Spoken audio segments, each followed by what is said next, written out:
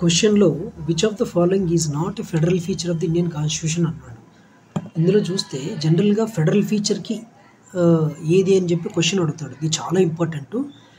ఏదో విధంగా అడుగుతాడు. జనరల్‌గా ఫెడరల్ ఫీచర్ ఉందా లేదా అని మనం డిసైడ్ చేయడానికి ఒక అండర్‌స్టాండింగ్ సెంటర్ అంటే కేంద్రానికి ఎక్కడైతే ఎక్కువ డిస్క్రిషనరీ పవర్ ఉంటుందో అక్కడ ఫెడరల్ ఫీచర్ లేదు అని మనం అర్థం చేసుకోవాలి.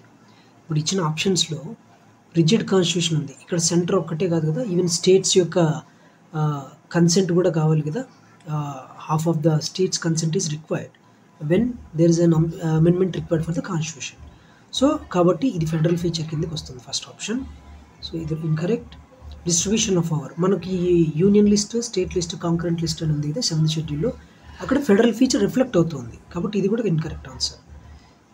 When it comes to CAG, ఇది ఏంటంటే కాగ్ను అపాయింట్ చేయడంలో కేంద్ర ప్రభుత్వమే కదా, స్టేట్ గవర్నమెంట్స్ యొక్క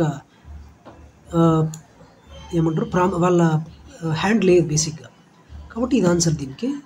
ఇండిపెండెంట్ సుప్రీంకోర్టు ఇది ఫెడరల్ ఫీచర్ని సపోర్ట్ చేస్తుంది కాబట్టి ఇది యాక్చువల్గా ఆన్సర్ కాదు. ఎలక్ట్రానిక్ ఓటింగ్ మిషన్లో పైన వారందరిలో ఎవరు కాదు నోటా అనే ఆప్షన్ని ఏ సంవత్సరం నుంచి అమలు చేస్తున్నారు అని అడుగుతున్నాడు.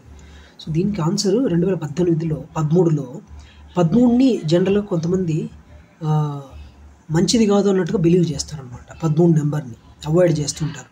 సో ఆ విధంగా పైన ఇచ్చిన అభ్యర్థులందరిలోనూ ఎవరు అనుకూలంగా లేరు అన్నట్లు అనుకొని ఈ 13ని గుర్తుపెట్టుకుంటారు. 2013.